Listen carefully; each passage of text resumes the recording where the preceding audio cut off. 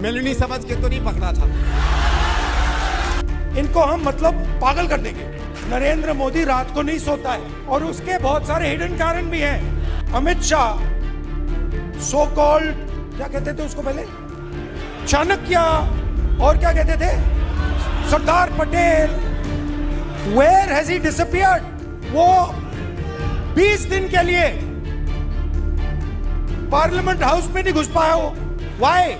Every single person's perspective can fit into that. If you look at what was happening at Jantar Mantar, students want to express themselves. They are in pain and they want to express themselves, and the government says no. We are going to create order in Jantar Mantar. You cannot express yourselves. Today, a lady came to me whose daughter has been raped and killed in Uttarakhand 4 years ago. She's crying, she's trying to express herself.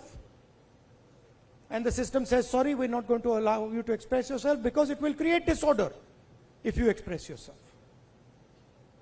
So, their job and their political philosophy is to impose an order on India. And an order that benefits them and certain other people. And our job is to make India express itself and break that order. It's not complicated. I'll show you. Sandeep, can you give me an order?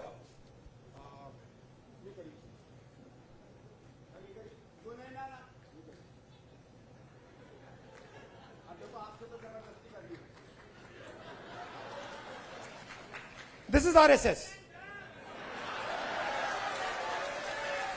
This is रचनात्मक कांग्रेस. एक और order दो भाई, हाथ मिलाने का order दे दो. चलो सिंपल कर देते हैं, फ्रेंडली जेस्चर, हाथ मिलाने का ऑर्डर कर देते हैं. हाथ मिलाने का ऑर्डर दो. Our job is very simple and we can drive them crazy. इनको हम मतलब पागल कर देंगे. मैं आपको बता रहा हूं, नरेंद्र मोदी रात को नहीं सोता है.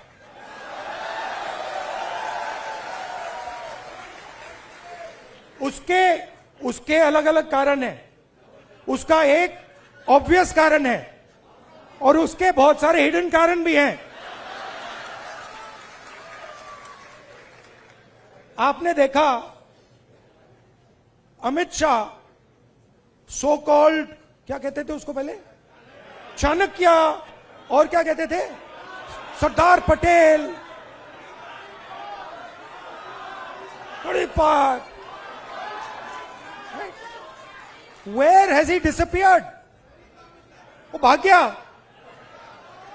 वो 20 दिन के लिए पार्लियामेंट हाउस में नहीं घुस पाया हो. Why? Because for the first time, they are feeling India's expression. और अब इनको बात समझ आ गई है कि अब ये देश अपने आप को एक्सप्रेस करने से नहीं रुकने देगा. ये चल रहा है, गया. और आपको अपना छोटा सा मतलब आरएसएस का ऑर्डर क्रिएट करना है, क्रिएट कर दो, उठा के तोड़ के फेंक देगा. ये उसका एक तरीका है, मोहब्बत की दुकान है. वही बेसिकली वही कह रहा हूं. वो कह रहे हैं, देखिए, आइए संदीप से फिर से आपको डिस्टर्ब करता हूं. अब आप मुझे एक ऑर्डर दीजिए.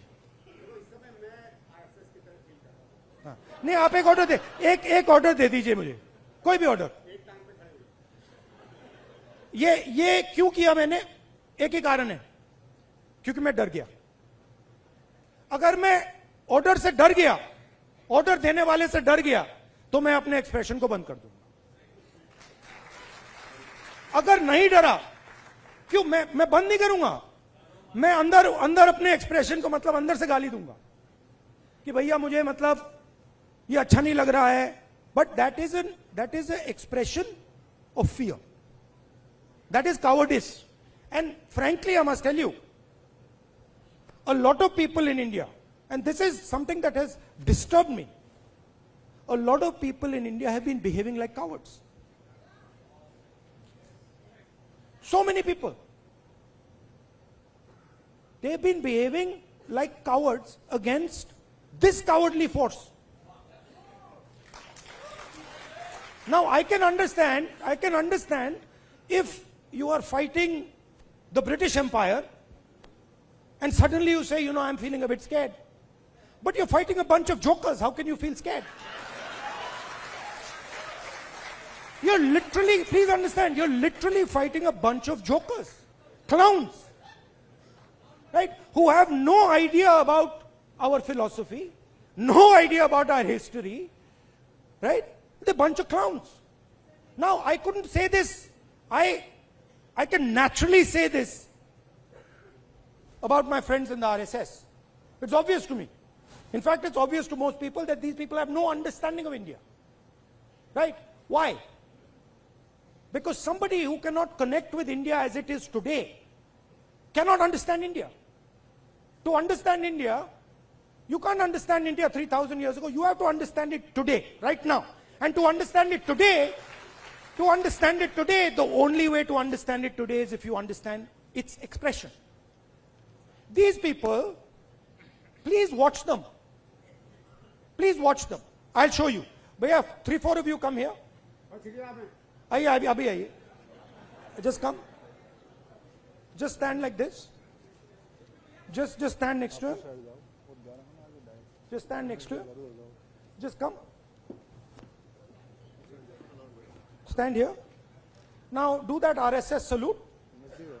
That one. How do you do it? Just do it. Just do it. Just do the RSS salute. See, they're not taking the order. Right? But this is what that structure looks like. This is what the RSS looks like mentally, conceptually. Now let me show you the Congress. Let me show you. No, they are now, suddenly they became the Congress. See? So these people, what have they done? What is the magic trick? The RSS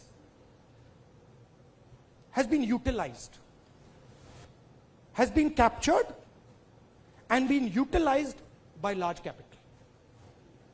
Okay? Please understand, large capital, Mr. Ambani, Mr. Adani, these guys have captured the RSS. The RSS ceased to exist long ago. What was the RSS? The RSS was the expression of the small Indian businessman. Goldsmith, jeweler, Banya, that was the RSS. That died. It's gone. Today the RSS is an instrument of Mr. Adani. That's all it is. And they stand there with their lathis and all making a fool of themselves. Hindi में बोलूं, मेरा कहना है RSS क्या था? RSS जो छोटा businessman था, मैंने स्टडी की ये बात, जो छोटे छोटे बिजनेस वाले थे, मिठाई की दुकान चलाते थे, सोनार थे, लोहार थे, इनकी फोर्स थी. उनको तो उन्होंने धोखा दे दिया, मार दिया. वो तो सब मर गए. आरएसएस ने डीमोनेटाइजेशन कर दिया, जीएसटी कर दी और अपने ही लोगों को धोखा दे दिया, खत्म कर दिया. उसके बाद क्या हुआ? शुरुआत कैसे हुई? शुरुआत वाजपेयी जी के टाइम में प्रमोद महाजन ने की. कैपिटल इंजेक्शन को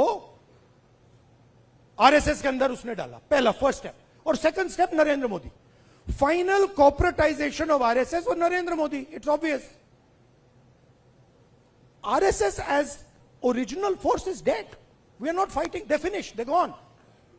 Now, RSS is an instrument of large capital. They are servants of Mr. Adani, just like Mr. Modi is servant of Mr. Adani. Now, what is our problem? Our problem, which has now to a great extent been resolved, that my friends in the media have been captured by them. It's a big problem. Because they will come and tell me, sir, we don't like what is happening. But we have to, they tell me, I'm telling you, we have to feed our children. हमें भी नौकरी करनी है. मेरे मतलब वो prime minister house के सामने पुलिस वाला है, मेरे कान में विस्पर कर रहे हैं, भैया इनको हटाइए, आप यहां से इनको हटाइए. वो मुझे हटा रहा है और मेरे कान में कह रहा है, भैया इनको हटाओ. मैंने कहा ये क्या बात कर रहे हो? नहीं, हमारी नौकरी है, हमें काम करना है. अंडरस्टैंड. इनका भी एक्सप्रेशन मैं समझता हूं कि आपको अपने बच्चों की स्कूलिंग करानी है, फ्यूचर बनाना है. But there is also something known as national spirit. What is national spirit? National spirit is we are not going to allow a bunch of clowns to create order over us. Have you ever seen the Prime Minister have a conversation like this? Have you ever wondered? आपने कभी सोचा है कि प्रधानमंत्री press conference क्यों नहीं करते हैं? ये मेरे लिए नहीं सुनिए, ये मेरे लिए पहले बड़ी सरप्राइजिंग चीज थी. मैं सोचता था कि इसके पीछे कोई मार्केटिंग की स्ट्रेटेजी है, कुछ है. फिर मैं भैया उनके साथ कमरे में बैठ गया 5 मिनट और बात समझ आ गई, भाई ये तो जा ही नहीं सकता मीडिया के सामने. ये तो वहीं का वहीं 5 मिनट में खत्म हो जाएगा. रियलिटी है, मैं आपको रियलिटी बता रहा हूं. तो रचनात्मक कांग्रेस का मतलब क्या है? आपको एक्सप्रेस करना है. आपने एलजीबीटी की बात की, आपने आदिवासियों की बात की. एक्सप्रेशन को दबाना नहीं है, कोई भी हो. और मैं आपको बात को और भी आगे ले जाता हूं. जिस दिन आरएसएस के एक्सप्रेशन को देश से खत्म करने की बात शुरू हुई, उस दिन मैं उनकी रक्षा करूंगा, क्योंकि उनका भी एक्सप्रेशन है. हमारा ये नहीं है. हम कह रहे हैं कि भैया सब लोगों का एक्सप्रेशन होना चाहिए. जो आपके दिल में, आप खुल के बोलो, डरने की कोई जरूरत नहीं है. आप किसी और को नहीं दबा सकते. आप ये नहीं कह सकते कि भैया देखो आप सिख हो तो आप गुरु नानक की बात नहीं कर सकते, आप मुसलमान हो तो आप अल्लाह की बात नहीं कर सकते, आप जैन हो तो आप महावीर जी की बात नहीं कर सकते, आप हिंदू हो तो आप शिव की बात नहीं कर सकते. नहीं, जिसको जो बात करनी है, जिसके भी दिल में है, उसको बोलना चाहिए. उसके बाद देखेंगे. बात अच्छी नहीं लगी तो फिर कहेंगे उससे कि भैया देखो ये आपने जो बोला है ना, ये इसने मूड खराब कर दिया.